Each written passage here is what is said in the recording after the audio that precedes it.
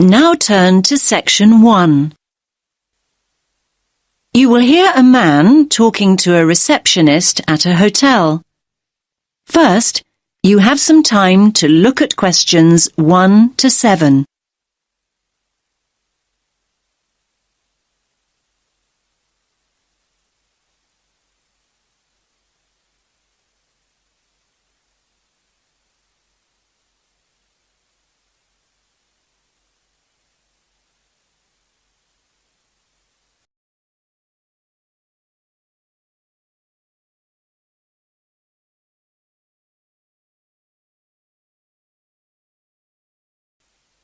Listen carefully to the first part of the conversation and answer questions 1 to 7.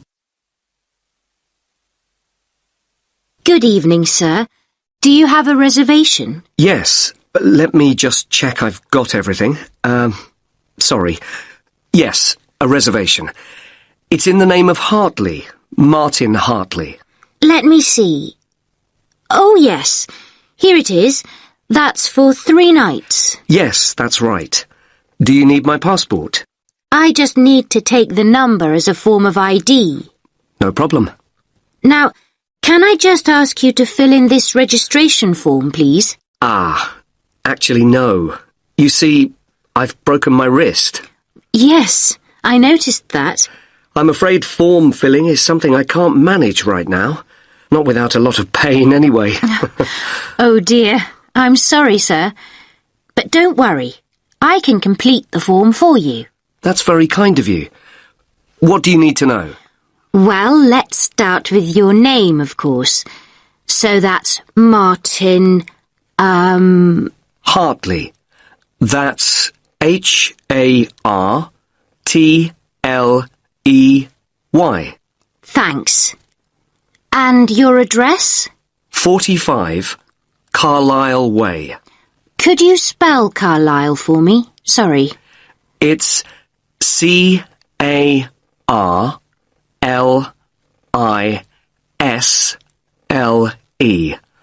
You don't pronounce the S. Carlisle Way. And that's in Lewes. Lewes. And is there a state? I don't think you have states in the UK. No, we have counties. It's East Sussex. Sussex is with double S. The postcode is LW4 6AU. Do you want my phone number? Actually, no. We contact people by email now. Ah, yes. And send me lots of advertising too, I suppose. My email is hartleynitram@yahoo.co.uk. Sorry. A bit slower, please. Hartley, my surname, then Martin backwards, NITRAM. That's all one word. And all lowercase? That's right. No capitals. At yahoo.co.uk. Thank you very much, Mr. Hartley. And could you give me your passport now, please? Thanks. You can have that back now. And that's for 3 nights, so checking out on Sunday morning? OK, you're in room 16. That's on the first floor, overlooking the courtyard. Here's your key. Would you like somebody to take your bag? Now you have some time to look at questions 8 to 10.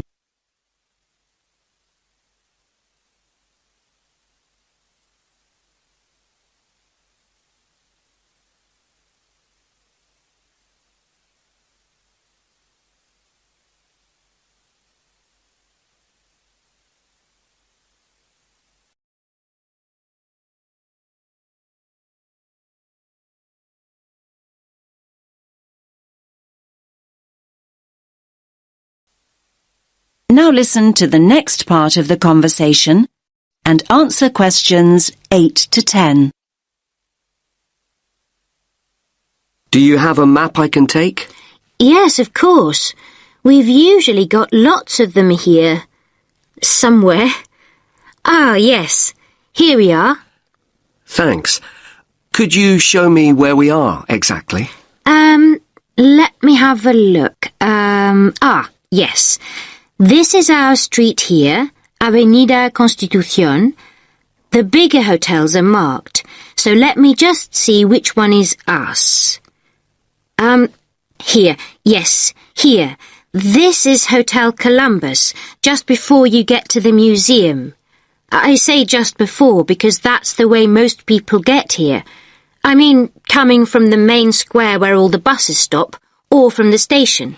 Yes, that's the way the taxi came in from the airport. I thought we drove past the museum, though, just after we went through that big square you mentioned. Ah, you probably mean here. That's actually an art gallery. It's worth having a look round, but the museum's more interesting. I think so anyway. Thanks for the tip. I hope I get time. Right, well, tomorrow I've got to be at the conference centre. They told me they'd put me in a hotel that wasn't too far away. Oh, yes. The conference centre's not too far at all. Let me see. Yes, down here.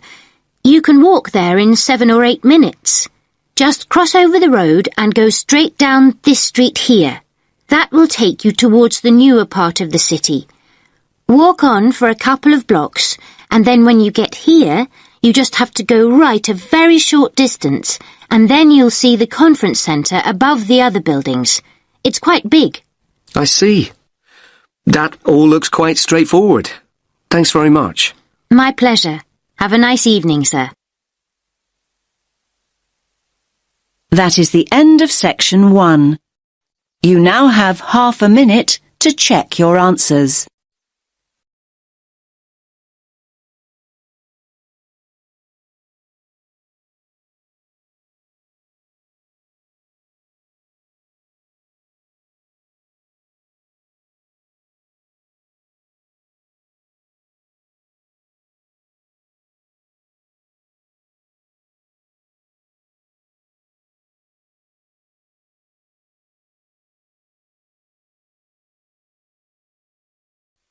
Now turn to section 2.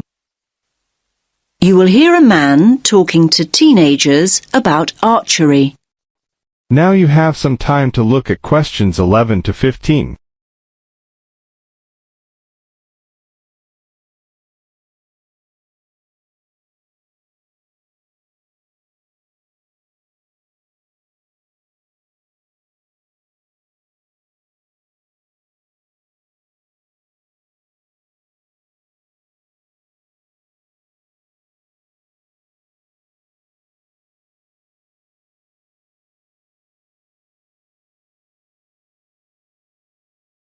Now listen carefully and answer questions 11 to 15. OK, can you gather round again? Is everyone here? No, we're missing 2. Ah, here they come now. Right, the next activity is the last one before lunch. So, archery. And I can tell you this activity is the favourite of a lot of our visitors. It's great fun and very relaxing. It can also be competitive. I think we should get the idea, have some practice, and then introduce a bit of competition, if you're up for it. Good idea? I'm going to start with the basics. Archery is the practice, or art, some might say, of using a bow to propel an arrow. Archery was initially used for hunting and combat, an important aspect of warfare in the distant past. Today, archery is largely a recreational activity and sport. The very first bows and arrows, and we're going back thousands of years, were very simple. The bow was straight, but bent into a curve when the string was pulled back. The further back the string was drawn, the greater the tension, and the faster and further the arrow flew. Later, bows were designed to be curved. This meant there was an existing inbuilt tension, and the archer, that's you in a few minutes, exerted less energy drawing back the string. When curved bows were not in use, they were unstrung. That means the string was taken off, so that the bow was not left in a state of tension. I think it's interesting that almost every culture had bows and arrows at some point during their development. Of course, we've all seen Native Americans with bows and arrows in the movies, but the very oldest bows originate from Scandinavia and Northern Europe. The use of bows and arrows died out with the invention of firearms, though I must point out that the earliest gunners were far less efficient than an expert archer. Archery as a recreational activity started to become popular not long after that. Anyway, that's enough history. Do go online, though, if you want to know more. Right, the practical side. First of all, safety. Now, you might have played with bows and arrows when you were kids, but these bows and arrows aren't toys. They're not dangerous if used properly and safely, but they certainly can be dangerous if used carelessly. So everyone, please stand here on this side of the line until I say otherwise. Nobody walks towards the targets until I say it's safe to do so. When I say so, everyone puts down their bow, and then we can all go into the target area. Each of you will fire one at a time. I don't want to see anyone load their bow when it's not their turn. When you've fired, you put your bow down and wait until it's your turn again. Is that clear? Now you have some time to look at questions 16 to 20.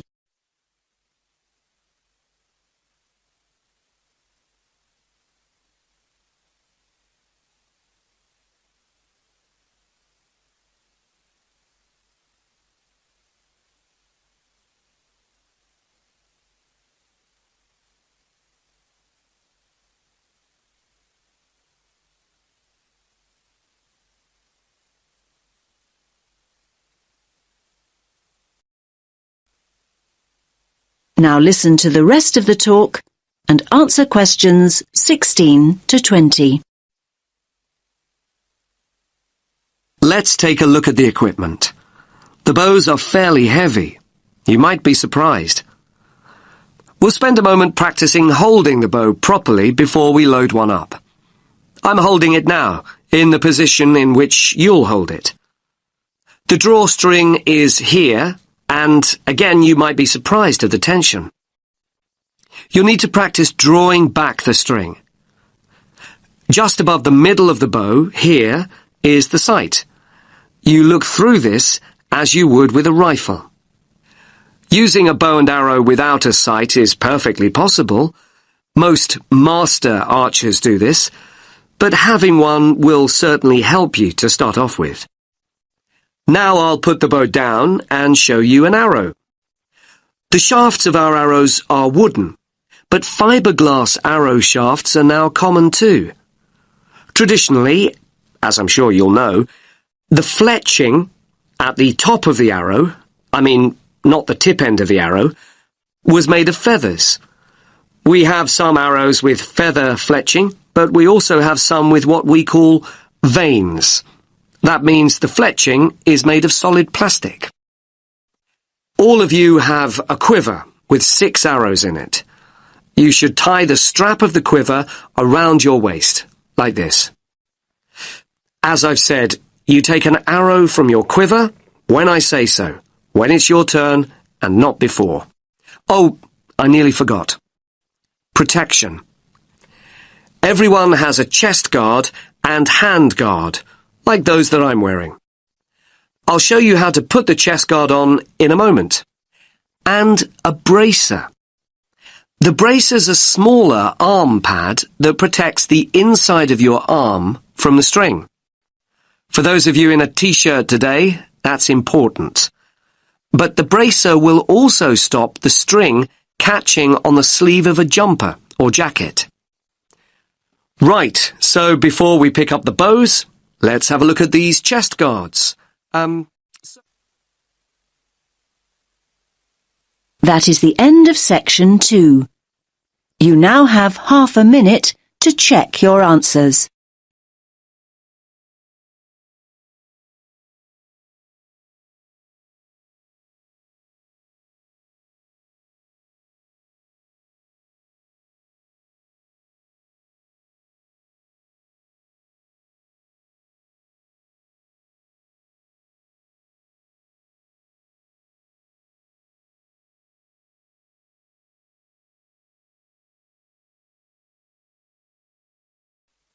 Now turn to section 3. You will hear 3 students discussing the issue of waste deposited in space. Now you have some time to look at questions 21 to 26.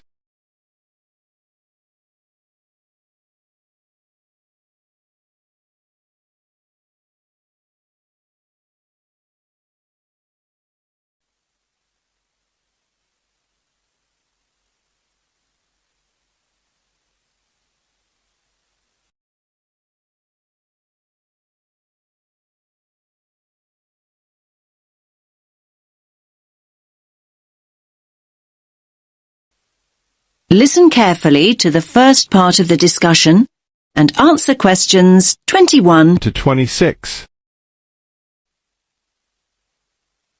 Hey, did you manage to go to the talk by Dr. Chadwick this morning, Andy? I was there. What happened to you, Sam? My bike had a puncture. Seriously. Anyway, Ruth, I bet you took some notes. Can you fill me in? Sure. It was all about space junk. Really interesting, actually. I mean, I knew about how much rubbish humans are dumping here on planet Earth, but I had no idea how much junk there is flying around in space. Did you know that there are literally millions of pieces of rubbish orbiting the Earth as we speak? Not until now, I didn't. They reckon that around 100 tons of very small objects, like mainly dust, drops on Earth every single day. Yes, that's what she said. I thought space junk was all man-made. I can't believe they know so accurately how much is actually out there. Do they track and monitor it all the time? Yeah, they do. According to the talk, there are nearly 25,000 objects, larger than 10 centimetres in diameter, now orbiting the Earth. And what does all this space junk consist of? Isn't it all discarded parts of rockets that were either broken or left behind after space missions, like Apollo and all those spacecraft from years ago? Well, yes, but not only that. All other kinds of debris that we've dumped in space too. Anything from dead satellites to loose metal screws. There are even tiny particles of paint and liquid coolant. So who is to blame for depositing all this rubbish? Where does it come from? Well, I knew you were going to ask me that, Sam, so hang on. You can take some of my notes if you like. Thanks a lot. That's really helpful. Here, look. Over a third, 37% to be exact, comes from Russia. But other countries are close behind. Another third, well, just under actually, 29% is from America, and then 28% is from China. Yes, but other countries, like India, are adding to the rubbish pile. And don't forget the European Space Agency also has spacecraft in orbit. That's true. We're talking serious space junk here. Pretty serious, I'd say. So come on, what do you think are the chances of something solid dropping from space onto our heads? Good question. Everyone asked that. Dr. Chadwick said at least one piece of junk falls to Earth every single day. But look at it this way. Earth is a pretty big place, so actually the statistical chances of being hit are extremely low. You now have some time to look at questions 27 to 30.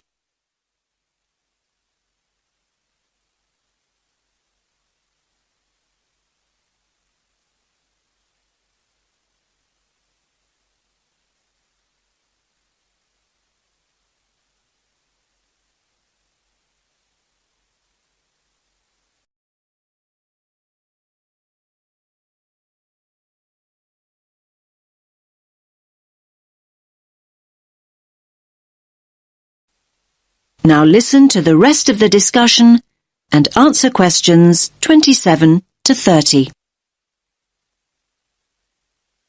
So are you saying I'm more likely to win the lottery? Well, just think about it. 2/3 of the Earth is ocean. That's true. But in time, almost all these pieces of rubbish will fall to Earth because the object's orbit is decreased by its gravitational pull. But the good news is that they don't cause any serious damage. You know, they can't actually survive the heat generated on re-entry. They simply burn away. But that's not always the case. There are exceptions. Chunks of the United States UARS satellite recently fell into the Pacific Ocean. The UARS satellite? It was this 6-ton satellite launched by the Space Shuttle Discovery way back in 1991. So it had been up in space for 20 years, but stopped working in 2005. It weighed 5,700 kilos. And that's about the same as a double-decker bus, apparently. And, just check my notes. Here it is, yes.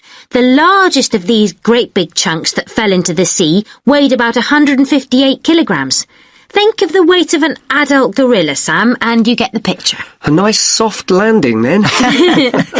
Dr. Chadwick said, imagine a couple of washing machines tied together and travelling at 100 miles per hour, and you'll get an idea. Oh, and do you remember Skylab? That was another US space station, and it fell to Earth at least 3 decades ago, in 1979. It fell into the Indian Ocean and the deserts of Western Australia. According to what I wrote down, that particular space junk weighed 100 tons. And let's not forget Mir, the Russian space station. Mir weighed 135 tons, far, far larger than UARS, and it fell to Earth in 2001. It plunged straight into the South Pacific. All very interesting. Listen, I've got some junk of my own to sort out. My bike. That's the second puncture this week. Come on, I'll help you fix it. That is the end of section 3. You now have half a minute to check your answers.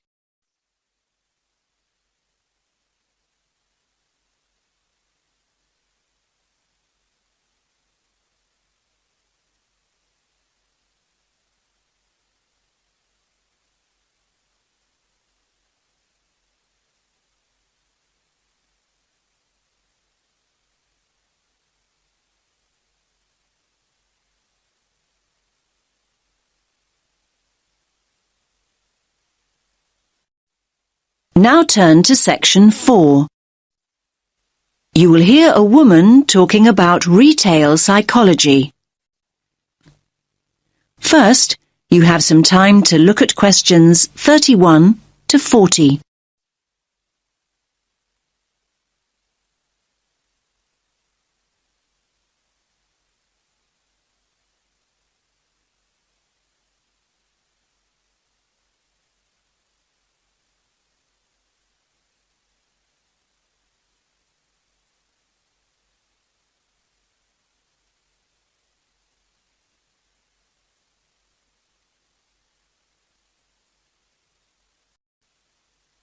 Listen carefully to the talk and answer questions 31 to 40. Hello everyone. Let's get started on the final lecture in our module on retail psychology. Today we're going to focus on supermarket layouts and how retailers display their products to encourage us as customers to spend as much of our money as possible. It's an interesting topic. Now, most of us don't actually realize that the layout is deliberately designed to make us part with our money. But in fact, millions of pounds are spent on research into the psychology of shoppers and what motivates us to buy. So, let's have a look at an actual supermarket layout. Now, here's the entrance to the store, just here. This area immediately around the entrance is what retailers refer to as the decompression zone or the dead zone. This is where the customers recover from the environment outside. And by that I mean this is where they adjust.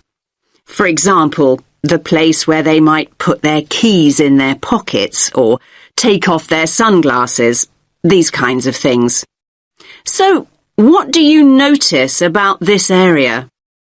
It's very empty, isn't it? Yes, it's pretty much clear of stock altogether. This area is not designed or used to sell us anything. Basically, the supermarkets never put any merchandise here because they know that no one's ready to buy yet. However, the retailers want their customers to feel comfortable. If they're in a relaxed state of mind, they're much more likely to stay longer and spend money. Now, let's look back at the entrance again. Now, it's interesting, but we know that 3/4 of us look right, not left, when we go into a supermarket. So, 75% of people. This gives the supermarkets a great opportunity to hit us with promotions and offers. So, near the front door, you might also find what we call the dwell zone. The dwell zone is the area on the right-hand side by the front door where you are encouraged to relax and browse. You will usually find newspapers and flowers here to help you do exactly that. Moving on from the dwell zone, we come to the power aisle. Basically, it's the main route customers return to after venturing into nearby aisles. And so this is the area of the supermarket where the strongest offers are displayed. So, you might see a sign that reads barbecue time, and you'll see all the items you could possibly need for a barbecue. The charcoal, the sauces, the skewers and the drinks, everything you need, all in one place. Were you planning a barbecue before you went shopping? Do you even have a garden? Yes, the power aisle has a very powerful effect on sales, even though most of us don't even realize we are being sold to here.